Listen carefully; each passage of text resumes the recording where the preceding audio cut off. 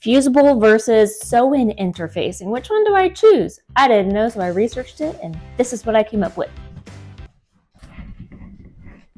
Alright, let's get started. First of all, what are we going to discuss? What the difference between the two are, what are the pros and cons of each, and which is best for my project. To start, what exactly is interfacing? Well, it's the lining that you add to the fabric to give structure and body, for instance, like with shirt collars and bags. So what's the difference between fusible and sew-in interfacing? Another word for this could be non-fusible. Well, one difference is, with fusible interfacing, you glue it on basically using the iron. Sew-in interfacing, you sew around the edges. One really big deciding factor for people is that fusible interfacing is faster and sew-in interfacing is a slower process. However, the sew-in interfacing gives a much softer effect. It kind of flows with the fabric a little bit more, whereas the fusible interfacing makes the fabric a little too stiff sometimes. Fusible interfacing is great for most knits and woven fabrics. Sew-in interfacing is great for heat-sensitive and textured fabrics. The pros and cons of fusible interfacing. Let's go through each one. Pros. It's a quick process. As I said a second ago, it works for most fabrics and it holds the shape very well.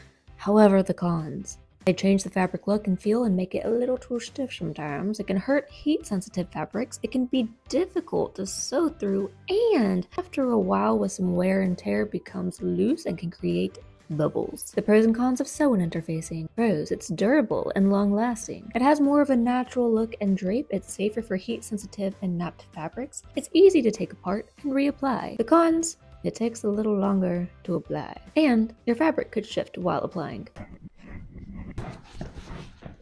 So what does that mean for my project then? Which one do I choose? It's just going to be personal preference and fabric preference. For me personally, I think that I would probably always stick with fusible interfacing just to save time, unless I'm using a fabric that's heat sensitive. But if you have more specific questions about interfacing, go ahead and ask them in the comments, and I'll make a separate video dissecting all of those.